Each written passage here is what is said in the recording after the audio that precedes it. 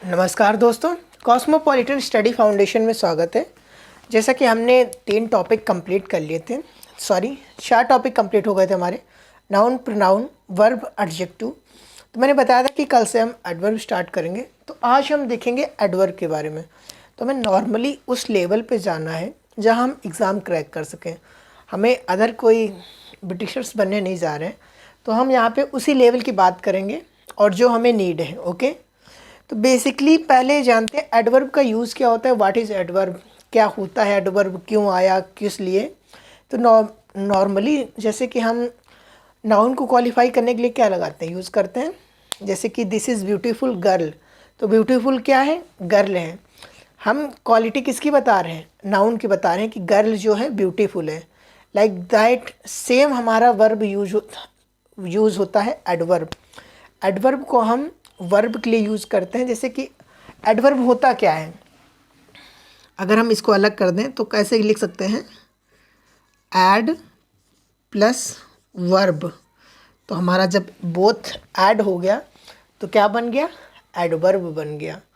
तो हम एडवर्ब का यूज़ क्यों करते हैं, वर्ब को क्वालिफाई करने के लिए, वर्ब को दिखाने के लिए कि अगर उसी टाइप से हमारे एडवर्ब होते हैं कुछ, जैसे कि एडवर्ब ऑफ टाइम होता है, प्लेस होता है, तो हम नाउन जो हमारी वर्ब होती है उसकी और विशेषता क्वालिफाई करने के लिए एडवर्ब का यूज़ करते हैं। तो एडवर्ब में हमारे कितने टाइप के एडवर्ब होते हैं, जैसे मैंने बताया था नॉर्मली हम बेसिक से चलेंगे। तो इसमें हमें कोई नीड नहीं है कि हम जाने कि हमारे पास कि 1 बाय 1 चलें एडवर्ब के पार्ट, क्योंकि नॉर्मली जो हम पढ़ेंगे अगर अकॉर्डिंग आपके बेसिक चलें तो उसमें हम जानते हैं कि हमारा एडवर्ब जो है 3 टाइप में है। 3 टाइप में क्या क्या है, रिलेटिव प्रोनाउन है, इंट्रोगेटिव प्रोनाउन है, नॉर्मल एडवर्ब है, इंट्रोगेटिव एडवर्ब है और रिलेटिव एडवर्ब है।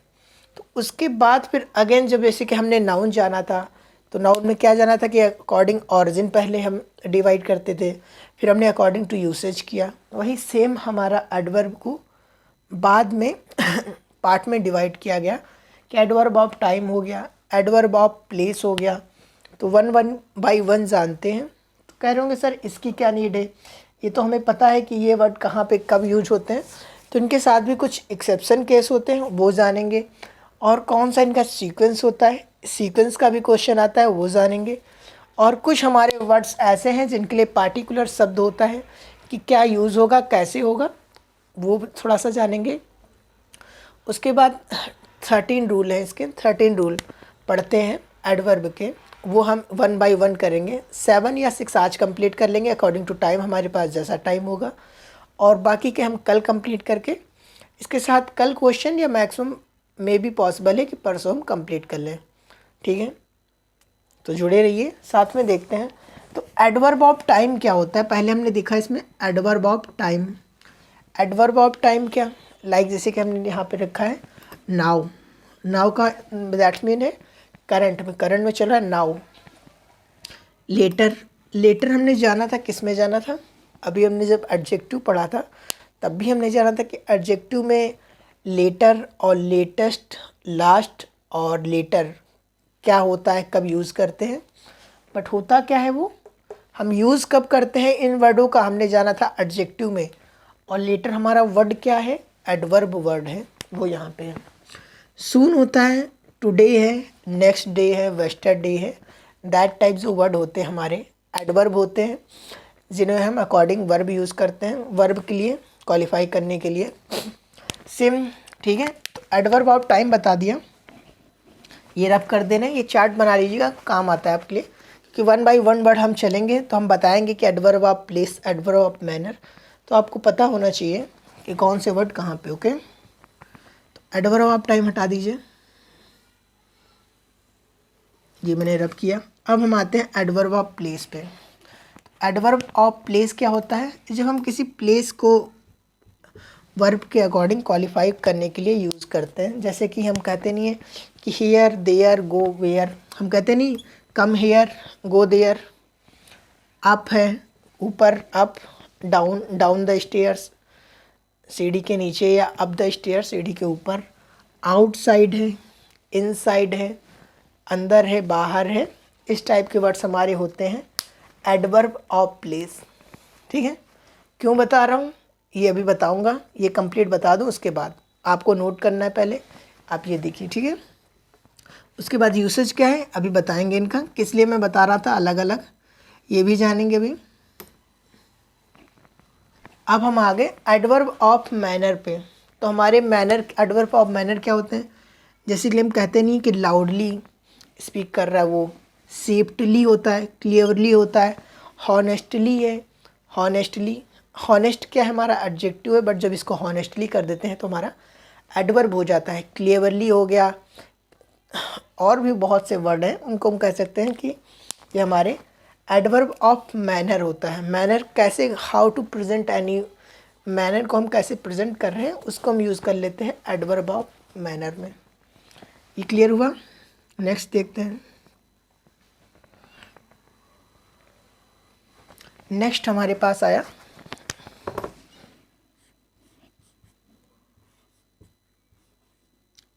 Adverb of quantity. Adverb of quantity, अब क्वांटिटी क्या है, एडवर्ब हमने एडजेक्टिव ऑफ क्वांटिटी तो एडजेक्टिव में पढ़ी थी, और वर्ब की जो क्वांटिटी होती है, वर्ब में जो हम यूज़ करते हैं, वेरी यूज़ करते हैं, मच यूज़ करते हैं, टू यूज़ करते हैं, ऑलमोस्ट यूज़ करते हैं, एट मोस्ट भी होता है, एट मोस्ट लिख लीजिए। ये वर्ड हम यूज़ कब करते हैं, इनके साथ कुछ कंडीशन होती हैं, वही कंडीशन हमें इन वर्डों को वन बाय वन वर्ड उठा के पढ़ना होगा। बट उससे पहले हम ये जान लें कि कौन सा हमारा पार्ट जो है किस पार्ट में आता है एडवर्ब के, ये इम्पॉर्टेंट था इसलिए यहाँ पे जानना है। ये नोट कर लिया होगा। नेक्स्ट देखते हैं। नेक्स्ट क्या है, एडवर्ब ऑफ फ्रीक्वेंसी।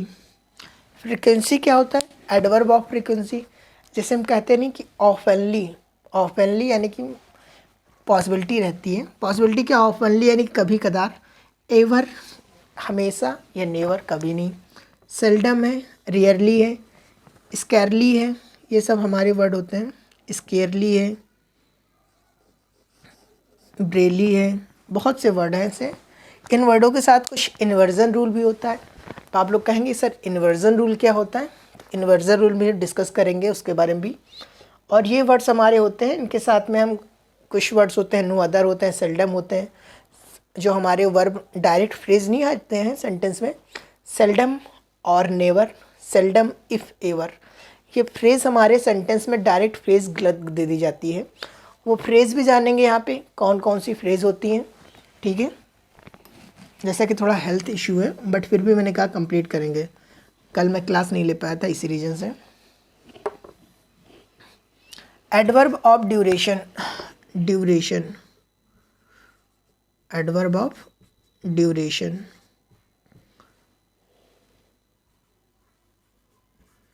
ये लिखा हुआ है एडवर्ब ऑफ ड्यूरेशन। ड्यूरेशन में क्या होता है, जैसे शॉर्टली है, टेम्पली है, कितना ड्यूरेशन हमें लग रहा है, ड्यूरेशन जो टाइम होता है उसके लिए हम यूज़ करते हैं, कुछ वर्ड्स हमारे होते हैं ये। और एडवर्ब ऑफ डिग्री दे रखा है, जिसमें भी डिग्री में भी हम यूज़ करते हैं, ऑलमोस्ट है, वेरी है, मच है, जस्ट है। तो सेम होता है, जैसे कि एक नाउन ज़रूरी नहीं है कि अगर वो प्रॉपर नाउन है तो ऑलवेज प्रॉपर नाउन रहे, कॉमन नाउन के तरीके से भी बिहेव कर सकता है, तो हम उसके आगे आर्टिकल भी लगाते हैं। वही सेम तरीका है कि एडवर्ब में भी कोई वर्ड्स हमारा मे बी पॉसिबल है कि वो एडवर्ब ऑफ डिग्री के तरीके से यूज़ हो जाए, और पॉसिबल है कि अदर तरीके से भी यूज़ हो। तो इसमें एक सीक्वेंस होता है कि फिर ना सेंटेंस पहला लिखिएगा रूल 1 डाल के,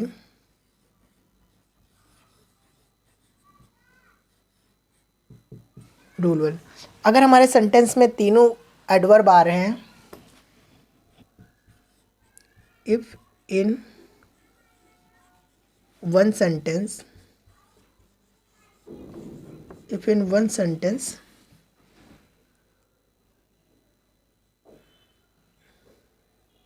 थ्री एडवर्ब, डायरेक्ट लिखते हैं, if in one sentence three adverb, जैसे हमने प्रोनाउन में जाना था एडवर्ब लाइक, मैनर, मैंने भी आपको मैनर बताया, प्लेस है, प्लेस, टाइम, टाइम, ये तीन हमारे जो एडवर्ब हैं, मैनर है, प्लेस है, टाइम है. If in one sentence 3 adverb like manner, place, time come और बोथ टू अगर आ जाए, बोथ यानी कि टू आ जाए, अगर two adverb come in one sentence, then हमारा क्या होता है, सीक्वेंस ऑफ एडवर्ब, जो हमारा सीक्वेंस होता है, देन सीक्वेंस ऑफ एडवर्ब क्या रहेगा, पहले मैनर रहेगा, पहले मैनर, फिर प्लेस, फिर टाइम. मैंने तीनों आपको भी बताया, जस्ट मैंने बताया इसीलिए लिखवा रहा था कि हमारे कौन से एडवर्ब ऑफ मैनर हैं, कौन से एडवर्ब ऑफ प्लेस हैं, कौन से एडवर्ब ऑफ टाइम है. तो अगर तीनों हमारे एडवर्ब एक ही सेंटेंस में आ रहे हैं तो उसमें हम कौन सा फॉर्मूला यूज़ करेंगे, मैनर को हम पहले पुट करेंगे, फिर हमारा प्लेस रहेगा, फिर टाइम रहेगा. अगर सपोज दैट मैनर आ रहा है और टाइम आ रहा है तो हमारा मैनर फर्स्ट रहेगा, टाइम सेकंड रहेगा. सपोज मैनर और प्लेस आ रहा है तो मैनर पहले रहेगा, प्लेस बाद में रहेगा. अगर प्लेस और टाइम आ रहा है, सपोज दैट हमारे सेंटेंस में एडवर्ब ऑफ प्लेस आ गया और एडवर्ब ऑफ टाइम, दोनों वर्ड्स हमारे एक ही सेंटेंस में आ गए, तो देखेंगे कि हमारा एडवर्ब ऑफ जो प्लेस है वो पहले होना चाहिए, प्रिसीड करना चाहिए एडवर्ब ऑफ टाइम को, प्रिसीड करना चाहिए. दैट मीन्स ये नहीं है कि बिल्कुल जस्ट एडवर्ब ऑफ टाइम से पहले प्रिसीड करना चाहिए, हाँ, बट पहले होना चाहिए एडवर्ब ऑफ टाइम से. ये क्लियर हुआ होगा, मैंने बताया इस पॉइंट पे क्योंकि मैंने लिखवाया था इस रीज़न से. और नेक्स्ट बात आप एक याद रखिएगा कि हम जो यूज़ नहीं करते हैं कि गुड और वेल, गुड होता है और वेल, तो हम देखते हैं कि हमारे सेंटेंस में गुड कहाँ पे यूज़ है, कहाँ पे वेल है. तो हमारा गुड जो है क्या है, ये एडजेक्टिव होता है, एडजेक्टिव. और वेल क्या है हमारा, वेल एडवर्ब है, एडवर्ब है. अब आपको सेंटेंस में एरर क्या आती है, ये भी तो जानना इंपॉर्टेंट है. एरर ये आती है कि हमारे पास सेंटेंस में गुड की जगह पे वेल लगा होगा और वेल की जगह पे गुड यूज़ किया होगा. जैसे हम सेंटेंस में कह नहीं देते कि वर्ब के साथ में गुड यूज़ हो गया होगा, देन हमारी एरर क्या होगी, हमें वहाँ पे वेल लगाना होता है, ना कि गुड. ओके, तो याद रखिएगा कि ये मोस्ट इम्पॉर्टेंट पॉइंट है कि हमारा जो गुड होता है एडजेक्टिव है तो नाउन के साथ यूज़ होगा, वेल जो है एडवर्ब है तो इसे हम वर्ब के लिए यूज़ करते हैं. Okay, maybe I hope that ये पॉइंट क्लियर हुआ होगा.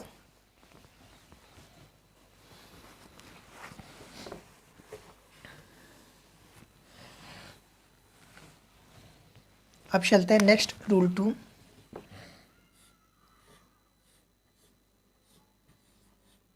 रूल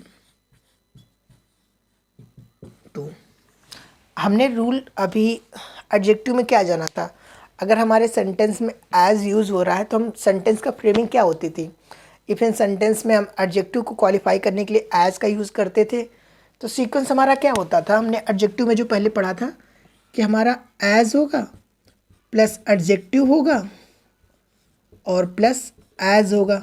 ये सीक्वेंस जाना था कि एज, एडजेक्टिव प्लस एज. और हमारे सेंटेंस में एरर क्या होती है, इस पे भी मैंने बताया था कि किस टाइप के एरर आते हैं, मैंने एग्जांपल भी दिया था और एक्सरसाइज में भी कुछ क्वेश्चन बताए थे उस पर सीक्वेंस पे.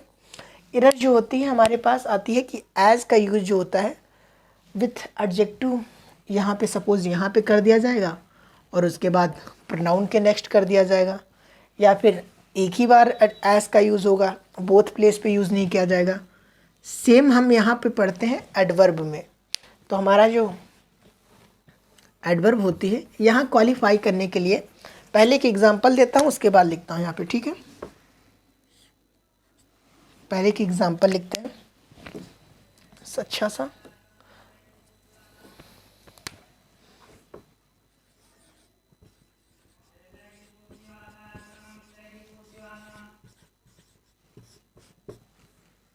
Suresh work hard as Mohan, मान लीजिए मोहन। ओके, एक और एग्जांपल लिखते हैं।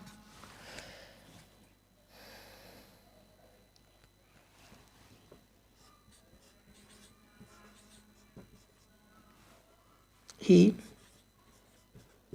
did not sing as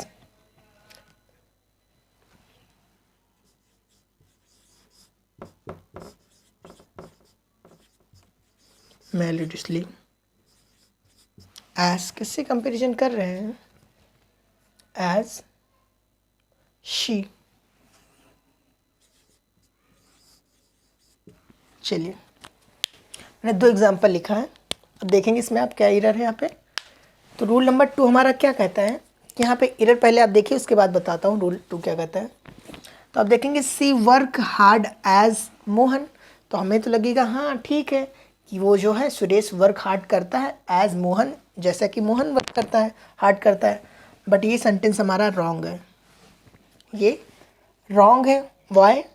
because हमने एडजेक्टिव में क्या जाना था कि सीक्वेंस में हम जब एज का यूज़ करते हैं, एज का हम यूज़ क्यों कर रहे हैं? अकॉर्डिंग टू एडजेक्टिव कर रहे हैं, अकॉर्डिंग टू एडवर्ब कर रहे हैं। तो हमें एडवर्ब के प्रीसीड और जस्ट आफ्टर यूज़ करना होता है एज का। ओके, तो ये एरर होती है और ये एरर काफ़ी बार आते हैं इस पॉइंट से, क्वेश्चन काफ़ी बार आते हैं इस पॉइंट से, तो ध्यान रखिएगा।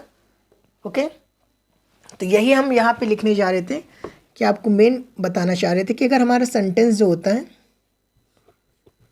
इन a sentence, in a sentence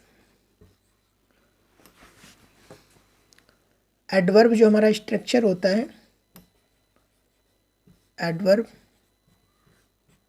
structure follow करता है, कौन सा फॉलो करता है? In a sentence adverb structure follows करते हैं यहाँ पे, follow as plus adverb plus as.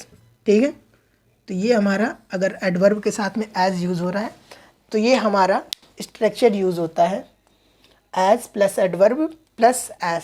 Clear हुआ होगा?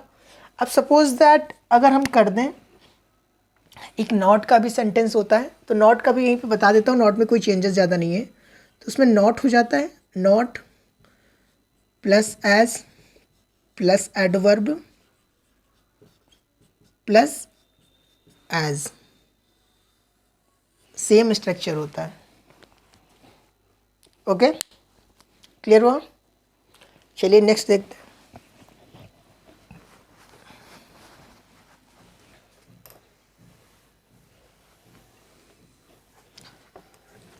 तो नेक्स्ट अभी हम जानेंगे इसके लिए हमारे जो कुछ वर्ड्स होते हैं, उन वर्ड्स के बारे में स्ट्रक्चर पढ़ेंगे। वो रूल जो आपके लिए होगा मोस्ट इम्पॉर्टेंट होगा, उस पर मैं सेल्फ कर दूंगा कि 5 स्टार रूल होगा। तो रूल नंबर 3 जानते हैं, रूल्स 3। तो हम एग्जाम्पल से ही जानते हैं, पहले एग्जाम्पल और उसके बाद क्या रूल है हमारा वो जानेंगे। ठीक है, तो एग्जाम्पल में लिखिएगा, नॉर्मली रूल है, तो एक ही एग्जाम्पल बताऊंगा।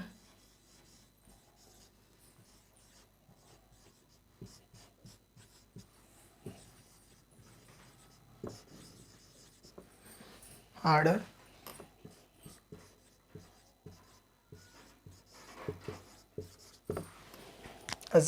ठीक है, तो नॉर्मल सा है, बट याद रखिएगा कि हमारा जो एडवर्ब होता है,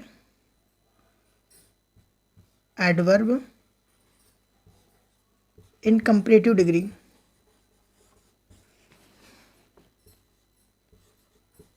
इन comparative degree, comparative degree follows than, than को फॉलो करता है। कि अगर हम एडवर्ब यूज़ कर रहे हैं कंपैरेटिव डिग्री का, ये हमारा एडवर्ब है। एडवर्ब क्यों है? वैसे तो कहेंगे सर ये हार्डेस्ट हम पढ़ के आ रहे हैं एडजेक्टिव में, बट ये वर्क कैसा कर रहा है? ये क्या नाउन के साथ में है क्या? नाउन के साथ तो नहीं है। किसके साथ में? किसे क्वालिफाई कर रहा है? वर्ब को क्वालिफाई कर रहा है। Dolly works harder. हार्डर क्या कर रही है? वर्क कर रही है ना, तो वर्क को क्वालिफाई कर रहा है। तो ये क्या हो गया यहाँ पे? ये हमारा एडवर्ब है। एडवर्ब ये हमारा वर्ब है। ये नाउन बोल दें या फिर प्रोनाउन बोल दें, नाउन है सॉरी, सब्जेक्ट बोल सकते हैं। ये क्या है हमारा? कंपैरेटिव डिग्री के लिए कंपैरेटिव डिग्री फॉर्म है जो हमारे पास एडवर्ब के साथ आएगा। अजय क्या है? नाउन है। और सेंटेंस के अकॉर्डिंग हम क्या कहेंगे? सब्जेक्ट हो जाएगा, वर्ब हो जाएगी, एडवर्ब हो जाएगा। कंपैरेटिव फॉर्म के लिए हम देन का यूज़ करेंगे। ये हमारा एडवर्ब का रूल बताता है, इन कंपैरेटिव सेंटेंस फॉलोज देन। छोटा सा पॉइंट था, बताना हमको जरूरी था, इसलिए मैंने। नेक्स्ट देखते हैं। अब आप लोग को ये क्वालिफाई सेल्फ करना होगा कि कौन सा पॉइंट हमारा एज अ एडजेक्टिव वर्ब कर रहा है या एज अ एडवर्ब। 3 हो गए, रूल नंबर 4। तो इसका भी पहले एग्जाम्पल, उसके बाद पॉइंट, ठीक है। हाँ ये पॉइंट हम एडजेक्ट अभी पढ़ेंगे, आर्टिकल में भी पढ़ेंगे।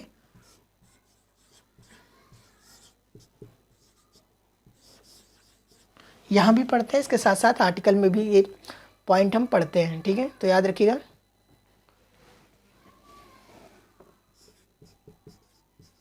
लीना बिहेव्स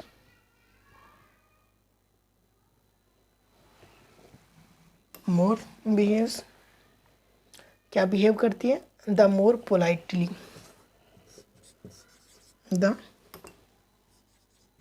मोर पोलाइटली, ठीक है। तो पहले ये रूल बताने से पहले कुछ पॉइंट आपको क्लियर करते हैं।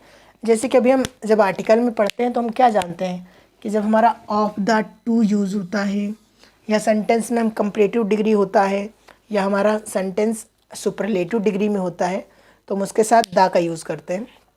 ये हम आर्टिकल में पढ़ते हैं। तो वहाँ का पॉइंट जो होता है इस एडवर्ब में भी यहाँ पे क्लियर करना पड़ता है।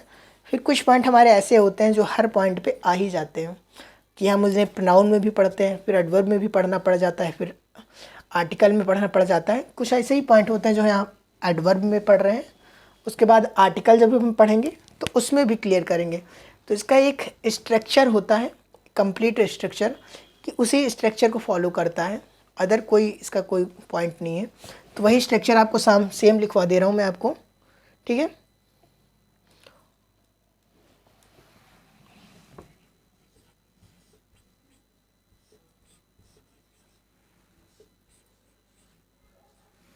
ऑफ द टू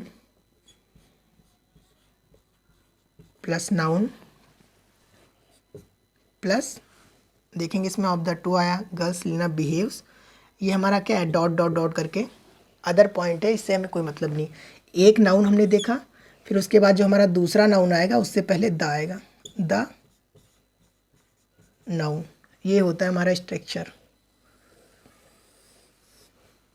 ये स्ट्रक्चर फॉलो करता है जब हमें ऑफ द टू पॉइंट जब भी हम देखेंगे कि हमारा ऑफ द टू है सेंटेंस में, तो हमारे माइंड में जाना चाहिए कि हमारा नाउन वन जो होगा विदाउट द होगा, उसके बीच में ये क्या है? अब आपको ये अंडरस्टैंड करना पड़ेगा कि ये हमारा सेकंड नाउन नहीं है। गर्ल्स जो है लीना, बिहेव्स क्या है? वर्ब है। तो हमें वर्ब या एक्सेट्रा के पहले द नहीं यूज़ करना है, हमें सर्च करना है कि हमारा सेकंड नाउन कहाँ पे है, दूसरा नाउन कहाँ पर है सेंटेंस में, उसके साथ में द का यूज़ करना है। ये हमारा रूल कहता है, ओके। तो पॉइंट क्लियर हुआ होगा। इस टाइप के सेंटेंस आते हैं, काफ़ी आएंगे कि he is the tallest of the two, he is the taller of the two, like, ठीक है, he is more better of the two. तो दैट टाइप सेंटेंस में हमें ये सीक्वेंस फॉलो करना पड़ता है कि हम ख्याल रखते हैं कि ऑफ द टू के साथ में नाउन प्लस द नाउन का सीक्वेंस हो। पॉइंट क्लियर हो गया होगा। तो नेक्स्ट देखते हैं।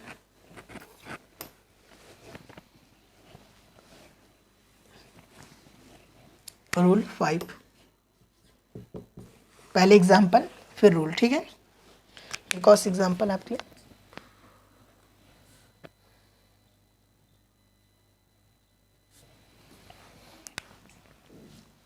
एग्जाम्पल ये आपका है, the higher you go the wider it is.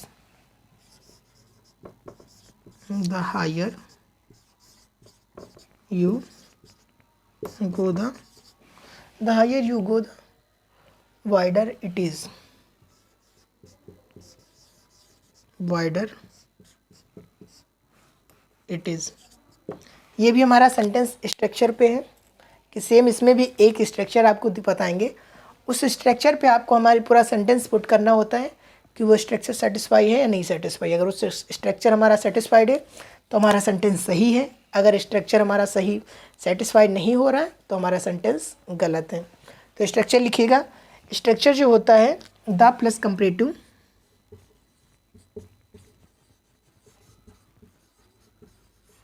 The plus comparative, और फिर आपका बीच में प्रेडिकेट का पार्ट होगा, प्रेडिकेट और फिर प्लस हो जाएगा the comparative, comparative, the comparative, फिर द कंपैरेटिव। ओके, तो ये हमारा पॉइंट कहता है कि अगर हम किसी सेंटेंस में द के साथ डबल कंपैरेटिव यूज़ कर रहे हैं तो उनके क्या होगा, द प्लस कंपैरेटिव, फिर बीच में हमारा मिडिल प्रेडिकेट पार्ट होता है। प्रेडिकेट पार्ट में क्या क्या आता है, ये मैंने फर्स्ट क्लास में बताया था कि हमारे सब्जेक्ट को छोड़ के जितना भी हमारा पार्ट होता है सेंटेंस का, ऑल पार्ट इज़ प्रेडिकेट। तो प्रेडिकेट में हमारा वर्ब भी हो सकता है, प्रोनाउन भी हो सकता है, एडजेक्टिव भी हो सकता है, एडवर्ब भी हो सकता है, ऑब्जेक्ट भी हो सकता है, ऑल पार्ट हो सकता है, नाउन भी हो सकता है, कोई ज़रूरी नहीं है कि नाउन ना हो। हाँ, बट एक पार्ट जो होगा हमारा सब्जेक्ट को छोड़ के जितना भी पार्ट है सेंटेंस में प्रेडिकेट होता है, उस पार्ट को हम यहाँ पे डैश डैश के अकॉर्डिंग शो करते हैं।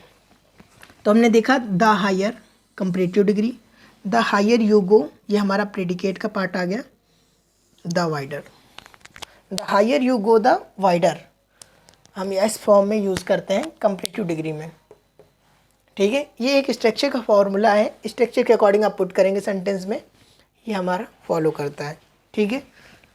आई होप क्लियर हुआ होगा।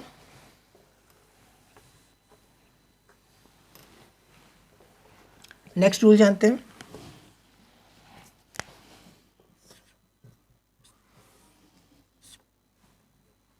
एग्जाम्पल पर लिखता हूँ, फिर उसके बाद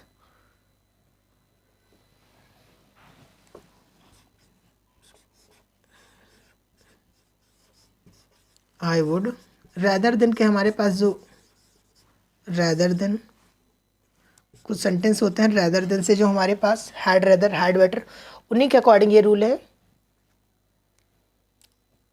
would I would rather die than beg, beg. Okay, एक और सेंटेंस लिखता हूँ कि और थोड़ा सा क्लियर हो। It is not, it is nothing else than, it is nothing else, it is nothing else than foolishness,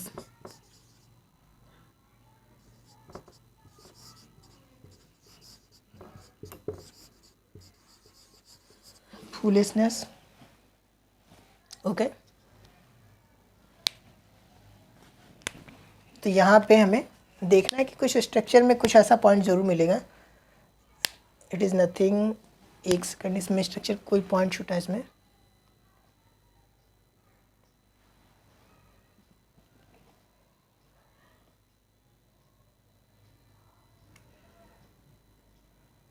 rather के, ठीक है। यहाँ पे तो एक second,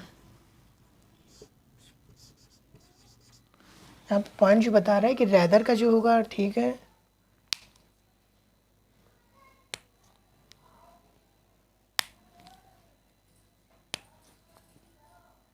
okay okay okay okay okay, ये पॉइंट आपका अकॉर्डिंग, हम जो पॉइंट इसमें एडवर्ब में बता रहा है वो पॉइंट हम अभी आगे पढ़ते हैं जाके, नेक्स्ट जब जाते हैं प्रीपोजिशन में तो वहाँ पे कंजक्शन पढ़ते हैं, तो हम उसमें जब एक सीक्वेंस होता है फैन बॉयज़ करके हम पढ़ते हैं, एक शॉर्ट ट्रिक बनाते हैं कि fan boys for and not but yet also conjunction में, उसके साथ में पढ़ते हैं। उसी का पॉइंट एक यहाँ पे दे रखा है कि हमारे कुछ वर्ड्स होते हैं जो एकदम फिक्स होते हैं कि हमें उन वर्डों के साथ में फिक्स पार्ट ही यूज़ करना है, उससे रिलेटेड है ये हमारा रूल।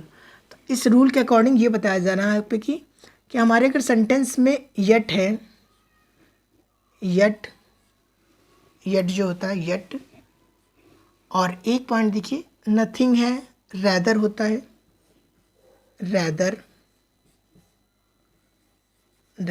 एक सेकेंड, यहाँ पे यट नहीं बट इल्स यहाँ पे लिखेंगे, इसके साथ में यूज़ करते हैं।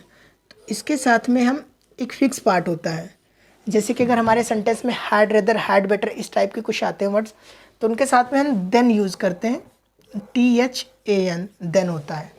बट इल्स के साथ में हम ऑलवेज 2 वर्ड यूज़ करते हैं, वो होते हैं हमारे, एक बट है और एक एक्सेप्ट है।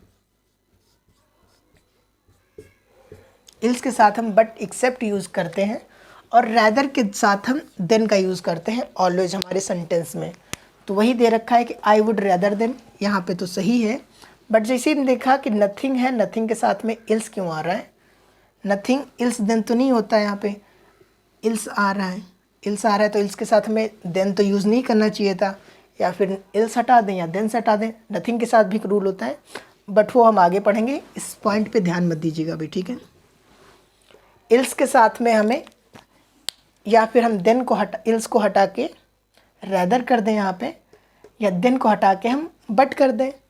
तो हम इल्स को तो नहीं हटा सकते, हाँ हम देन को चेंज करके बट कर सकते हैं। तो यहाँ पे हम बट कर देंगे और हमारा सेंटेंस सही हो जाएगा। तो ये एक फिक्स पार्ट होता है कि इल्स के साथ हम ऑलवेज यूज़ करते हैं बट या एक्सेप्ट का, रैदर के साथ हम ऑलवेज भी यूज़ देन का, इसमें कोई चेंजेस नहीं है, कभी चेंज नहीं होगा।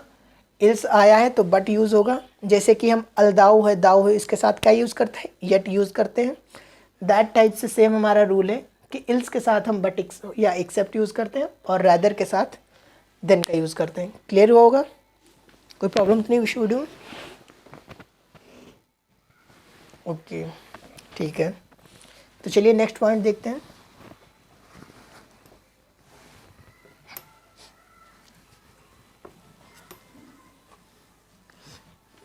अब चलिए कुछ वर्ड्स हमारे ऐसे होते हैं, उनके बारे में बताता हूँ आपको।